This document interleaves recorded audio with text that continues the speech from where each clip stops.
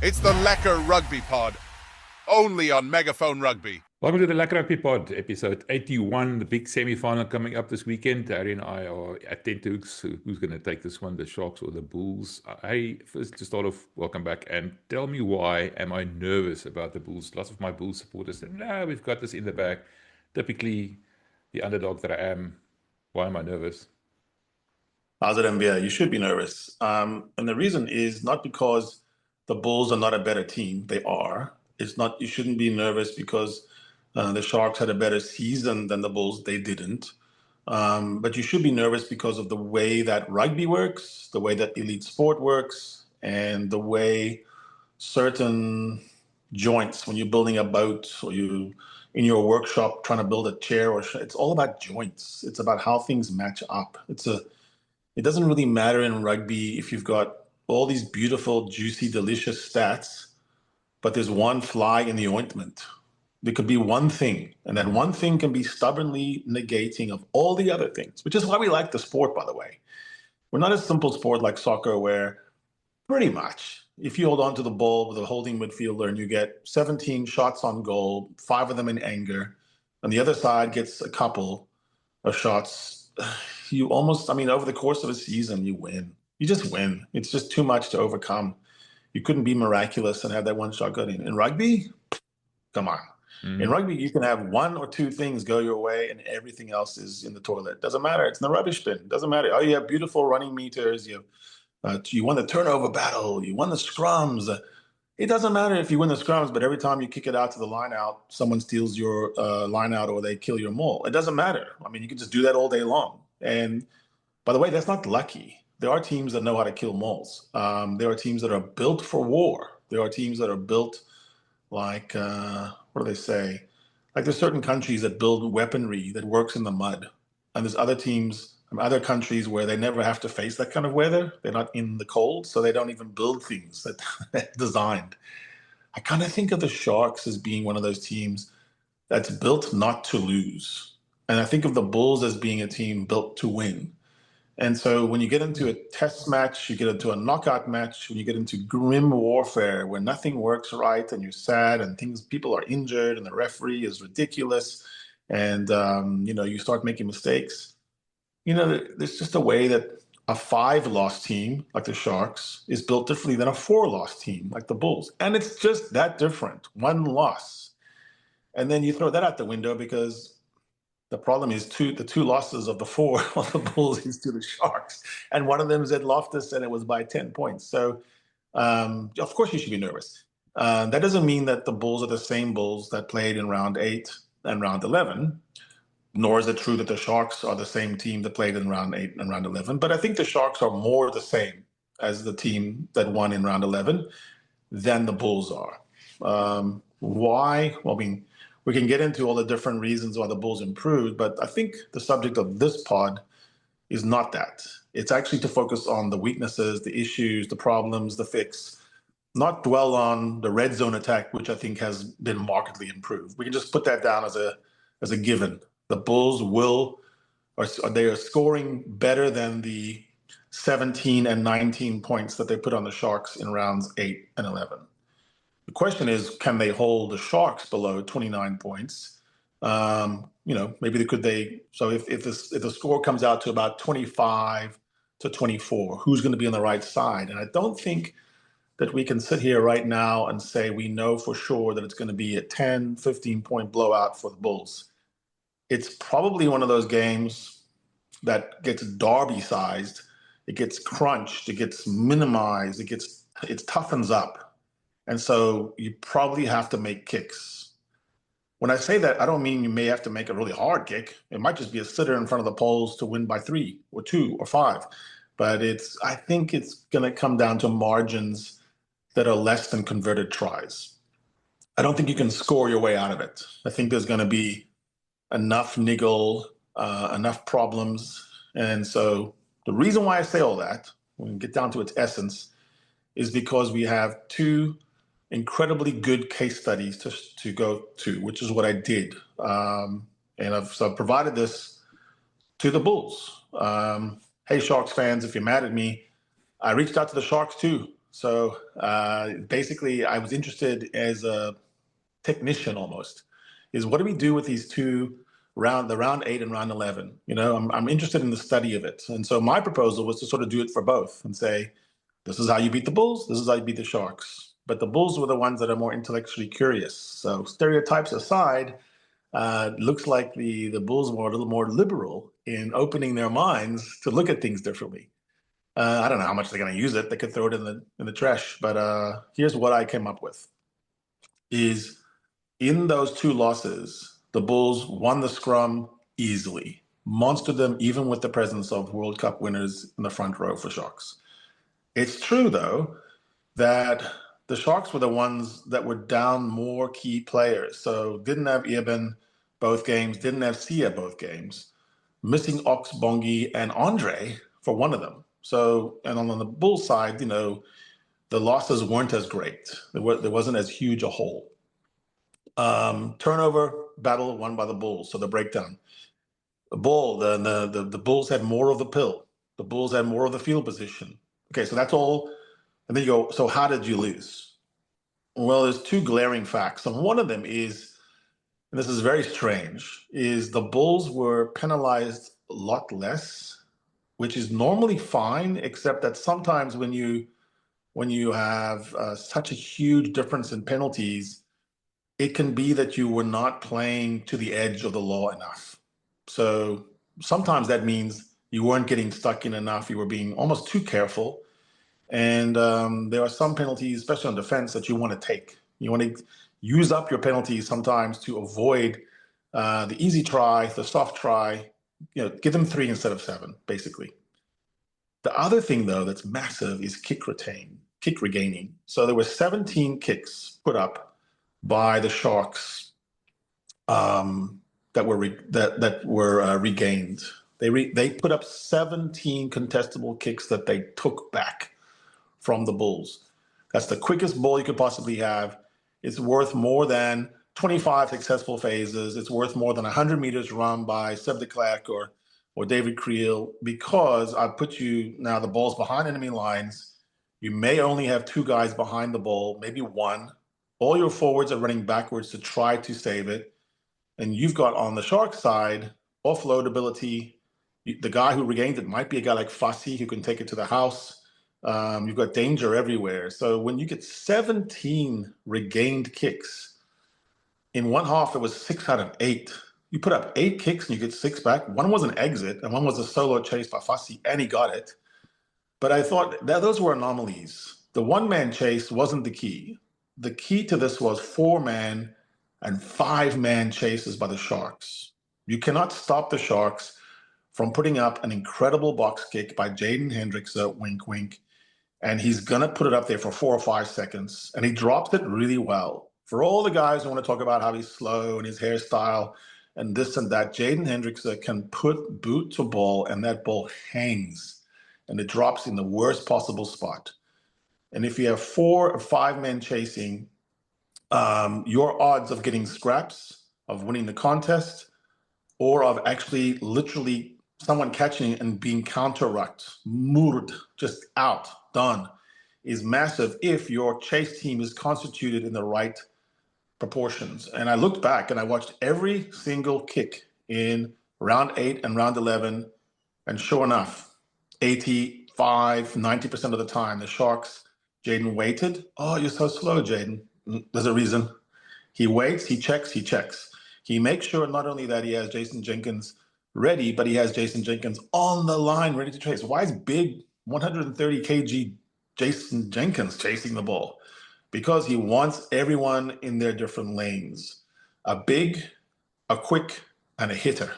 So if you have a big, and you can put Eben there who chases for the box. You can put anyone who has the gas to go and go and go.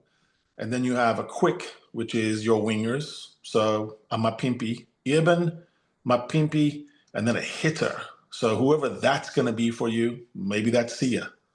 If you have Eben chasing and you have Mapimpi chasing and you have Sia chasing, and not only do you put maybe 2 quicks, Mapimpi plus Hooker, Ethan Hooker, maybe they go beyond the ball And you don't really so much contest the ball in the air.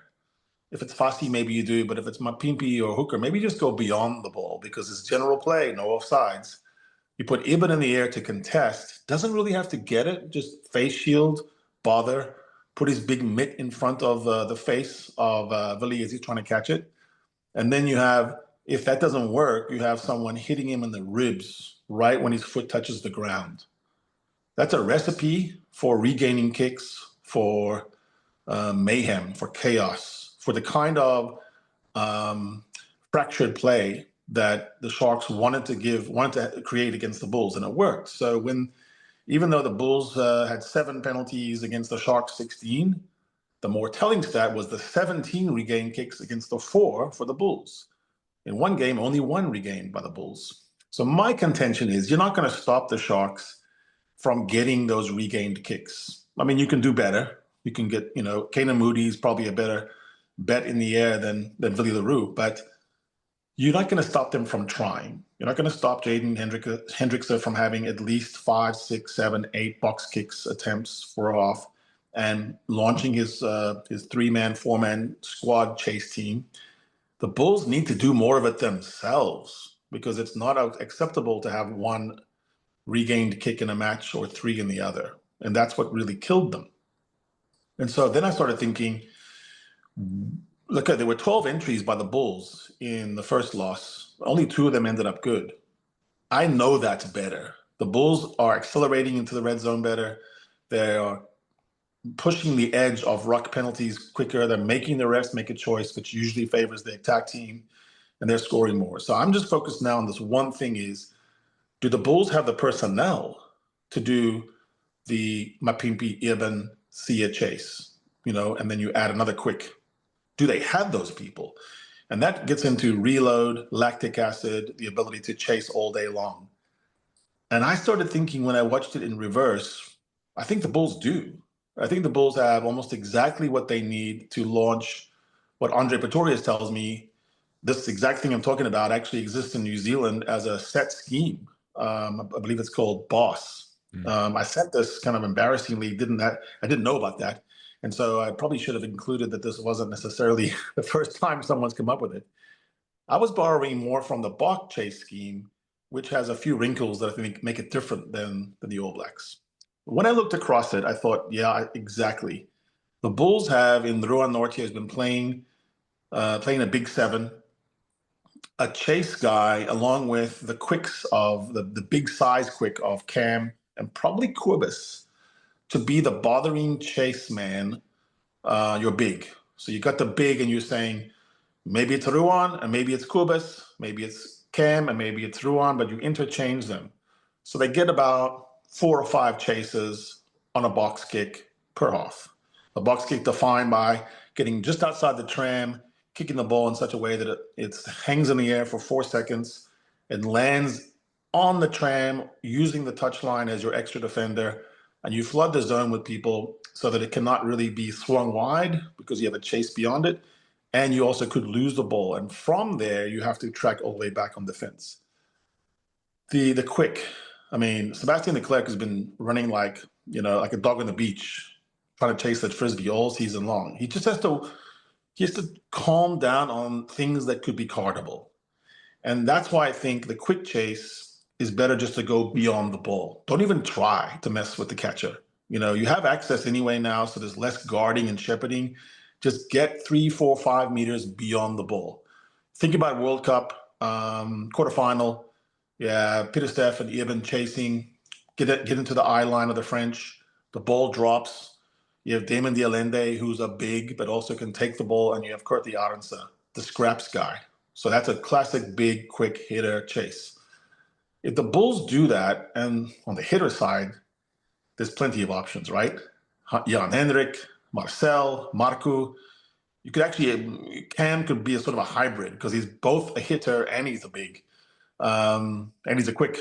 So I think you could load it up there. But when I went back and saw it, there was so many times the Bulls chase was nil. There was 0. There was not even a chaser.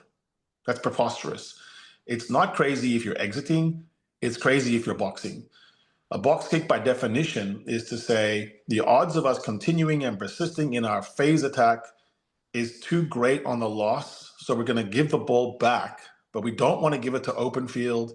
We want to define where it is that you start your plays. We want to put it in the worst possible situation with the greatest possibility of us taking the ball back. So the fact that you would have a box kick with no chase is a cardinal sin in rugby, an unforgivable sin.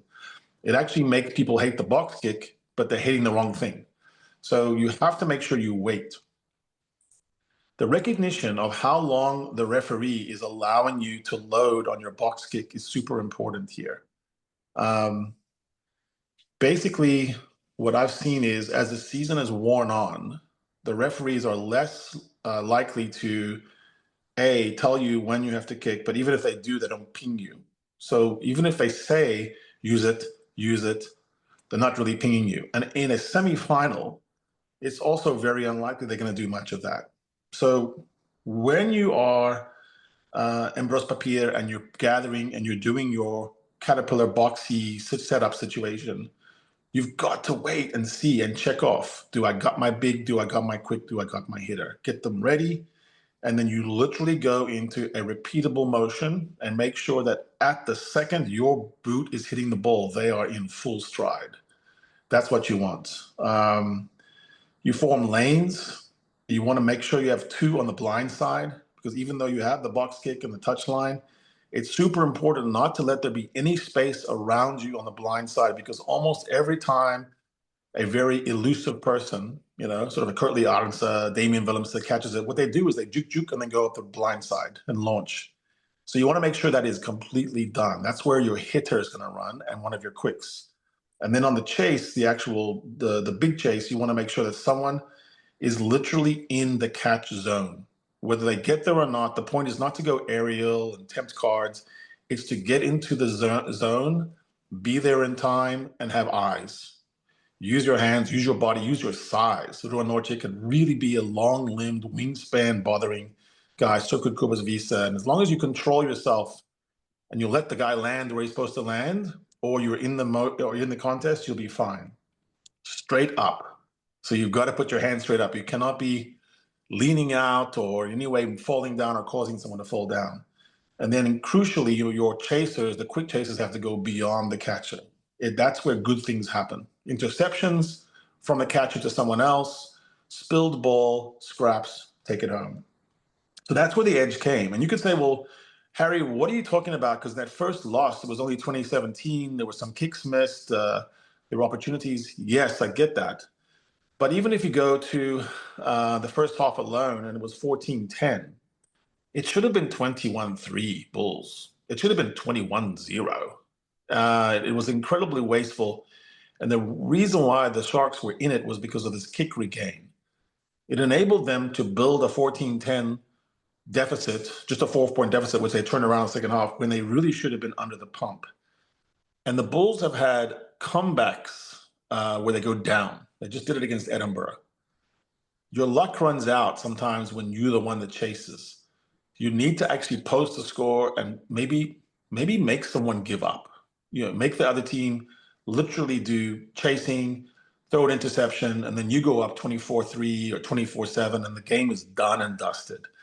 That's where I think kick chase can get you. The other thing is kick chase it's mechanical. So, on a nervous day, when you're nervous and you feel nervous, there's something really pleasing about going into a mechanical muscle memory repetition mode. If I'm chasing, I chase. If I'm kicking, I've done it a million times, I can kick. When the ball's on the ground, it's scrappy. I go for it. That's a lot easier to practice and get ready and instill and maybe institute into a game than doing complicated pullback, second line maneuvers, throwing the ball on the run, getting to the outside, cross kicks. I mean, all these ornate, elaborate things that can happen. In knockouts, just like in any sport, sometimes you have to do your swing thoughts, like in golf, really, really simple. 1-2-1, or breathe, or just put my best chase line together. And there's something comforting about that. The other thing about that also is once it succeeds 2 times, 3 times, I watched in the round 8 and round 11 losses how it affected the Bulls. Because once you've lost a few, and there were 6 regained kicks in the first half of the 2017 loss, out of 8 kicks, with one that wasn't even really, it was just an exit. That just made everything alarm bells go off in Bulls. You saw that the Bulls now were pulling more people back on the kicks to support each other. And the minute you pull back 3, 4 guys to field the box kicks, it opened up the field for the Sharks as well, and it created a lot of doubt. So quite simply, it's to outchase, outkick, and outshape the Sharks so that the better team, which should win, will win, and we'll look back later and go, oh, it's because of the line breaks, it's because of the scrum superiority, it's because of David Creel taking that chance to go in to score. That's true, but also you've negated something the Sharks were using in those 2 wins. You look at some sports where it's common that the teams play each other quite a lot, like NBA, and everyone says the same thing, which is it's really difficult to win against a team 3 times because you learn more from your losses. It provokes you to learn. So this is the problem for the Sharks is if I were doing this from the other side, I'd say, I don't know if you can count on that thing happening again. It happened once, then it happened twice, and the 3rd time is very difficult to replicate. So the Bulls, while they should be nervous, should be confident because there's absolutely no reason why they should replicate the way they lost 2017 and 29-19. I think you were there at the Loftus loss, and you would say the same thing as I would, which is there were times when you thought, why are the Bulls losing? It doesn't make any sense. Like when you're looking at the players man for man and the way things are going, it looked like the Bulls were looking pretty good. And you go back and if you just in a vacuum looked at the stats, you'd say, wow, look at that. 9 penalties for the Bulls, 17 for the Sharks. But hopefully this is an insight as to how one stat can negate 5 stats. And the loss of a kick, the inability to defuse the bomb. 2007 to 2009, there was this era in which the All Blacks found themselves unable to solve for Reid Dupree and the kick chase. They just couldn't do it. They had these wingers that were amazing, and they had the offload game going, and they were a fantastic team, but they lost 3 times in 1 year to the Springboks, which has only been eclipsed recently by the 4 in a row that we're sitting on right now. And so what I'm really saying, MVA, is bring back the spirit of Reid Dupree. Load it up. Have your bigs like Victor Matfield chasing the ball. Bucky's is also good at chasing, underrated athlete. And then, of course, you have your Habanas ready to go on the scraps and get it done. And you need to have following hitters. So this is almost like going back to the future. It's a DNA. It's a replica thing that's inside the hearts and souls and of the old Bulls Saints that are still, running around Loftus. And so you might imagine Fred Dupree would give a wink at the end if Papier can play like he did. You had to get that in there. So anyway, I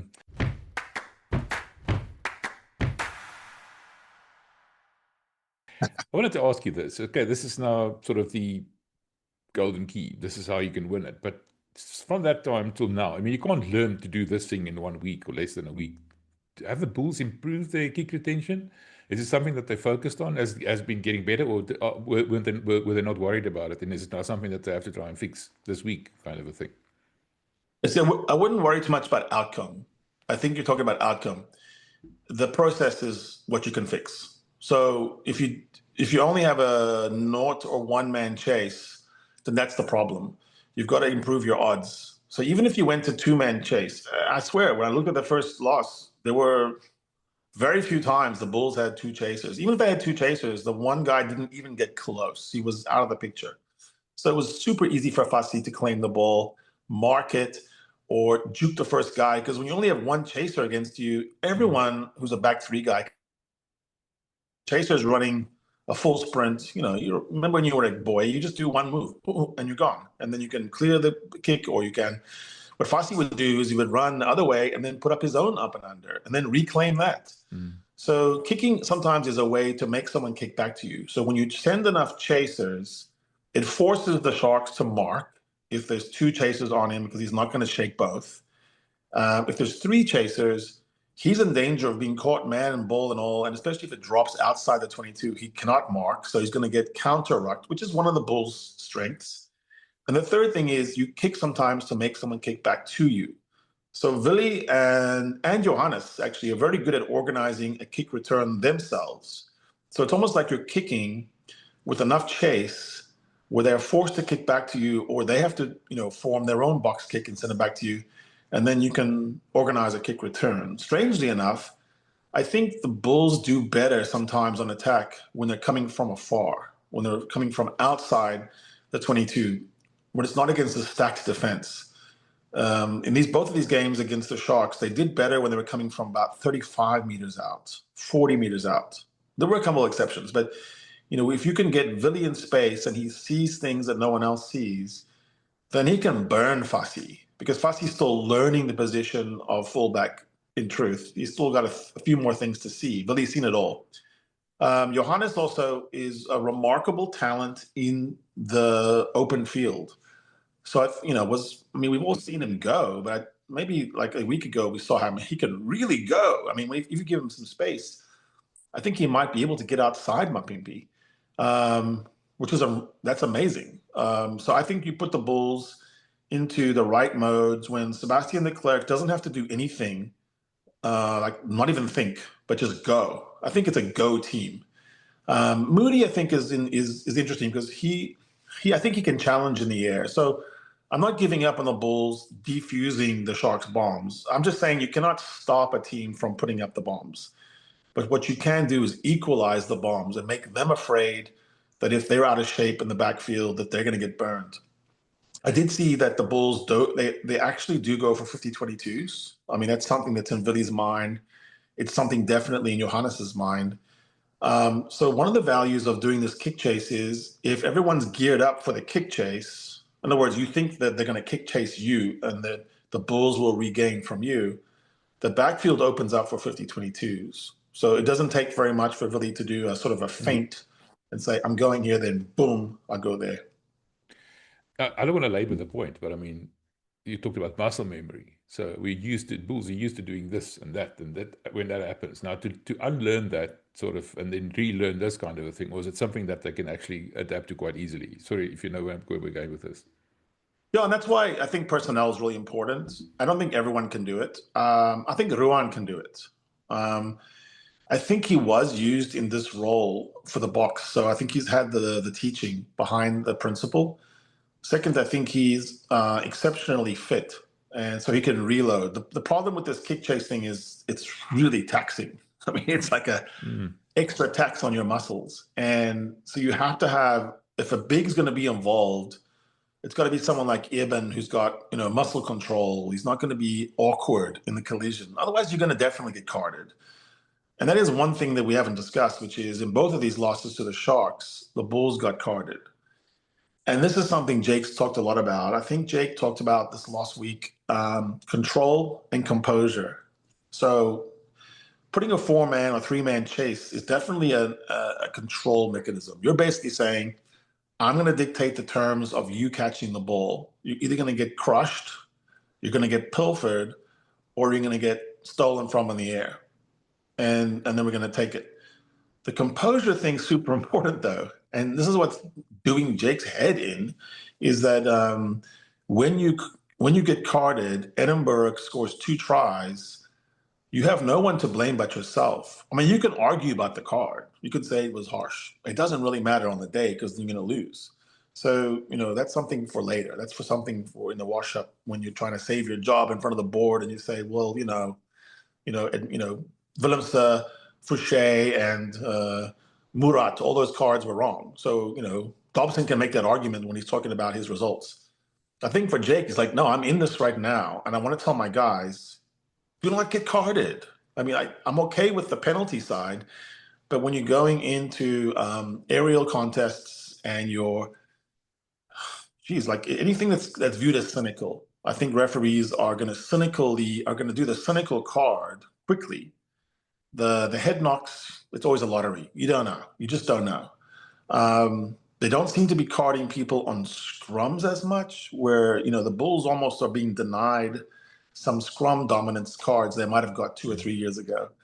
So, all that's in the mix. And we can argue about that when the season is over, about what it should be. But for now, I would say composure is key. So I trust Nortia. I think Ruan is a guy who knows what he's doing. I think he's learned at test level how to control his emotions.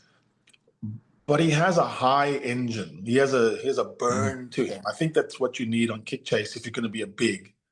That's why I think Cameron's also somewhat interesting in the air, because I think he can surprise people with his hops, his leap, his dynamism off the ground. And then I think Corbis is also interesting because he's a quicker big than I thought he was. If you actually look at how much ground he can cover.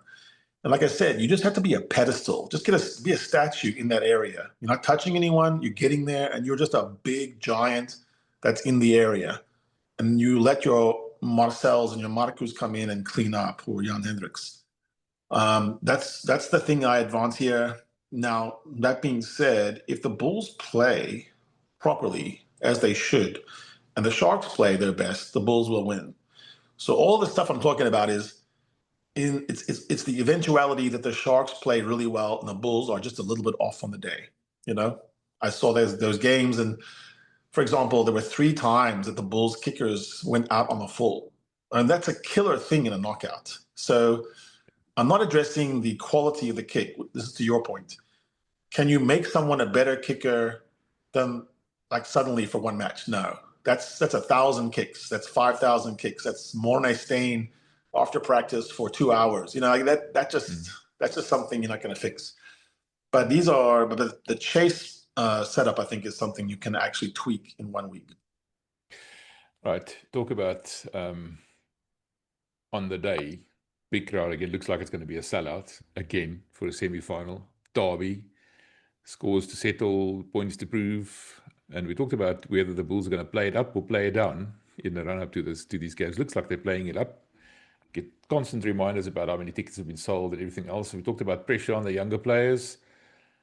Do you think that might play a role, that big crowd? The Bulls only lost once over the season. That was against the Scarlets, where they got a red card that was later rescinded. And all the other losses were inter-African. One in Durban, but 2 of them at Loftus. So that Loftus is not the impenetrable fortress that it used to be. Your feeling about the stuff surrounding the game, the crowd and the occasion and the noise and everything else, will that play a role? Yeah, and I have to give you credit, because watching the second loss, 29-19 back, the DJ was hyperactive. And I realized that Don Quixote has made inroads, because there's no way the DJ plays as many songs now as they did during the loss. So the first superstitious thing we must say is the DJ will be to blame if the Bulls get turned over here. So he has to be very wise, very smart DJ. By the way, he must be a little nice guy. I want to meet him and make sure he knows it's not personal. But I think you're right there. No, on the play up, play down, I think we have to, you know my position on this. We have to get to the point where that's not the crutch we lean on. South African teams need to be okay with pressure, because pressure is a privilege, as Rassi has said. It's the thing you worked your whole season for, was to get into the pressure. So then you have to handle it. I do have faith in guys like Kubas Visa, who's played overseas in very big matches. Willie LaRue, who's basically, at this point, a coach. If they cannot handle pressure, then, what's wrong? I don't think Wilco Low is a guy susceptible to pressure at the scrum. I think he is a pressure creator. He's a pressurizer. So to me, I'd play up the idea of Wilco versus Ox, and across the whole front row. Actually, it's really tasty. You have Bongi, Grola, you have all these guys going. Basically, it's a buck trial. So I think it's a fine line. The fine line is, don't be swagger, don't be arrogant, but absolutely take on the pressure. Do what Andre Pollard did when he was talking about how he made the kicks. He let the thought in, what if I miss? And then he said to himself, yeah, but flip it. What if I make it? What would they think of me then? And we think of Andre as the ultimate Iceman. So, I think Johannes is the kind of guy who probably needs to tell himself that and just say it. Kanan Moody is notoriously confident, and part of that's because I don't think he's ever lost to the All Blacks. I mean, he just, he plays for the Springboks and he wins. So I think there's a bit of a mind shift you have to do there, which is not cocky, not arrogant, not a bad person, not someone who's, walking around acting like a dous, but you've got to be able to say to yourself, I'm good enough. I'm ready. I've done the work. I'm with good fellows. My teammates love me. I play for them. I play for my family. And don't come in my house and push me around. And I think it's subtle, but I think 29-19 loss at Loftus, that has to be avenged, or you're not a serious team. No. And you have to do that. Then you have to go to the final if you win. And there's another vengeance that might be waiting there for Glasgow. So you got to live to fight another day in knockouts. And I think the first job is, it's not okay to lose by 10 points at home in round 11. And so I think there's motivations there. Jake's been talking about the messaging, and he said he read a book about, how you get to people, how you find their triggers. And it's a lot more positive than maybe it was in the past. I don't think he's stuck in the mud anymore. There was a part of me that looked at Jake and said, I think you may be a guy that's leaning on old wisdom and doing things because you always did them. I now think of him differently because I've had a chat with him, and the references he brings out are current books that are completely outside rugby, that have nothing to do with rugby in some cases. And he's trying to find the ways to communicate a message of calm, composure, confidence, and on the day performing in a way, I'm not going to use the word joy, but almost, enjoying what you do. And it's different. It's a different way of thinking about Jake, but I think that's partly why he seems to be very calm with his 17 bottles of water on his little table as he watches the games now. But I don't think you change everything. And I think Jake is very much ready to avenge the loss to the Sharks in round 11. And I think if you look back on this season, a lot of it's been built on those kind of atonements, redemptions, and the idea of, burying something that was a curse. So, look, I still stick with my prediction that the brothers Hendrikse and Fassi and the scrum of the Sharks and the returnees and Andre the Giant and Eben, they posed real threats, and they have a sneaky, weird way of making other teams play down. So when the Sharks win, they're not always beating the team by surpassing them. They're actually bringing the team that they're playing against down to a level that is puzzling, where the ones that lose to the Sharks go, well, how did that happen? You can see Munster kind of going, how are we losing? We've done this and this and this, and here we are, And so, they are definitely a tough, street smart team. They're a bit stuck, I think, with Plumtree. I don't know if they're able to do different things.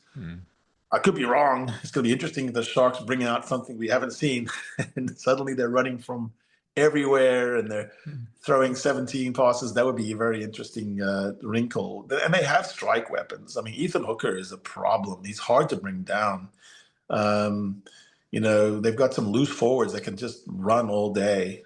I, quite frankly, am looking forward to this very much. I'm looking forward to all of these playoff matches, whether it's Bath Bristol, whether it's Sale Tigers, whether it's Leinster Glasgow. I mean, it's just one of the best weekends on the width and breadth of the games. We've had, the Champions Cup was interesting, but I don't know, we haven't had this many games. In Super Rugby, we have the Reds and the Crusaders. We have the Hurricanes against the Brumbies. We have so many great matchups that are Harry Index friendly matchups. We can actually see we can finally see how good are the Bulls. Can the Bulls justify the lofty ranking that I've given them at 5. Not I, sorry, the index. At 5 in the world. So if you're going to be 5th in the world and you're going to bitch about it, complain, and tell me, no, we should be higher, you have to beat the Sharks. I mean, there's just no way around it, right? Yep. This is the push comes to shove moment. I'd love to see the Bulls rise and prove you wrong, prove the index wrong. Not wrong. So I know it's a bit premature, maybe. The one thing about the index is the Bulls are now the top URC team. They surpassed Leinster, who seem to be slipping down this slippery slope quite, The index could be very wrong about Leinster, but it does look like Leinster's got a problem. I That's mean, the I don't other know match, about you. Yeah, but it just looks like there's something. It's not something about the quality of the players. I mean, it's an amazing team sheet. It could also be that some players are really, really important, and when they're gone, if you miss a guy, even a guy like, say, Kalen Doris is out for a bit, it can really affect a team. Yeah. So I'm not dismissing that, but it seems more than that. It seems like the blame game is happening. And, I didn't like the way that they reacted and bashed Jacques Navarre. Who do I mean they? I don't know who they is. But I mean, there were people that were saying things that I thought were very ugly and saying, it's your fault. No, it's your fault. And I think once you get on that road, you are in trouble. And then Glasgow has gone through their trouble and they seem to be coming out of it. So this is interesting. Typical Franco Smith. You know what the interesting thing is? The Springbok laden Sharks, you know as well as I do, you know it instinctively. If you bring Jacques Navarre in there as head coach, that team is going to fire on all cylinders. We know it. It's clear. One of our friends in a comment said today, Plumtree's pink slip is ready to be signed by Neil Powell. We'll see how true that is at the end of this one. So it's interesting. One last question I wanted to ask you about the Bulls. The danger of falling for the temptation of picking Johan Goosen, maybe before he's ready. What do you think? Any chance of that? That's a tough one, isn't it? You would almost always say that the experienced guy at Playmaker, who's been there, done that, played for Montpellier, been a Bok, taken so many pressure kicks, that you'd almost go, that's the guy. My feeling, my gut, is it's Johannes's time, and that you could damage Johannes down the road if you keep pulling away from him and acting like he's always the second pick. But that's the thing, no? It's not just that. If they were both healthy and you had to choose between the two of them, it's maybe a different equation. But there was talk about it's maybe a career-ending injury. So now he's kicking again, Johan Goosen. Now he's kicking for pressing his kicks and everything else. But you don't know if he's going to last. He can't afford to lose a kingpin like a fly-off in a knockout, even if it is Johan Goosen. Yeah, and you and I chatted when I was in Limerick and I was at Captain's Run, and I just told you, I said, Goosen just looks like he's struggling even when he's walking around. I mean, forget about playing, getting tackled. And I think one thing about knockouts is you want to be able to make a plan. And yes, it's going to have friction in it and people are going to get hurt here and there, but you don't want to have it where it's 70% or 60% sure that by an hour in, Goosen's going to be hobbling. And I think that there's a feeling in my brain, at least, that no matter what you do with Goosen, right now, at an hour, he'll be hobbling, which means that 10 minutes before he's hobbling, he's already got an issue. And by now, we've learned from Munster that Jack Crowley was really hurt in that game. I mean, he had some serious rib damage, and it affected his kicking. Even in the shootouts, he was doing this weird 2-iron from 1975 Jack Nicklaus. He was just barely scraping across the poles.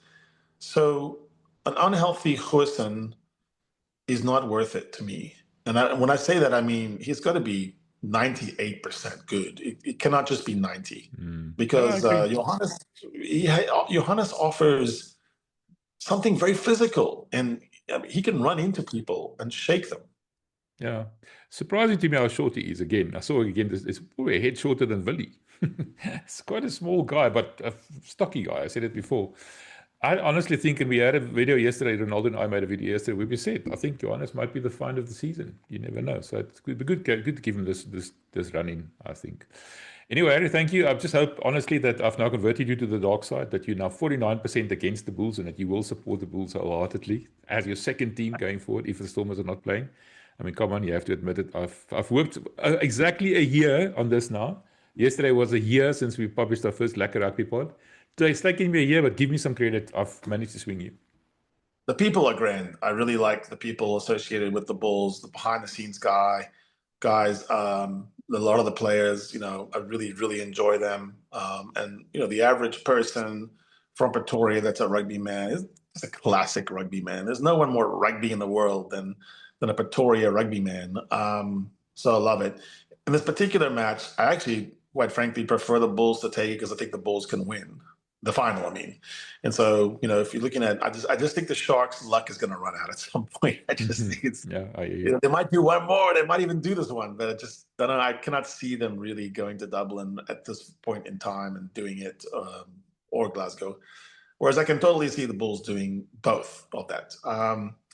The other thing is, I think in general, what you're talking about is more like how you're raised and your formation, and how if you really are a partisan fan, which I am for Western Province, Stormers, Cape Town, Western Cape, it's not going to change. But I am very much enjoying understanding the Bull Nation, the behind the scenes, getting behind the curtain, talking to your CEO, for example, having the good chats at the captain's run with the guys. And like I said, one of my favorite players for you guys is Kobus Visa, a scurious bull. Love that guy. He's just a very smart operator, and nothing like his appearance in real life. And I guess that's the point about the Bulls. You see the Bulls packed down, and it just kind of almost it's a cartoon to see the Tide Five, and then the Lucy's come in. It just looks like they're some sort of piratical desperado crew that's going to take over your ship and steal everything. But then, in real life, couldn't be nicer. Good guys. I agree with you. It's nice. What I like that you mentioned before, the Bulls are open to anything. They're a very friendly team, and I've experienced myself. People are saying that I'm stalking the Bulls now, and I've denied it. I think the Bulls are stalking me. So take it. Make a point Good of taking a access, man. picture. They love you. They love you, the Bulls. All I got to do is drop your name, and I'm in.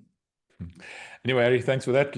I'll keep an eye on it. I remember against Munster, you did a similar exercise, and I saw what you were talking about. I didn't have necessarily because you said it, but I saw the Bulls doing some of that stuff.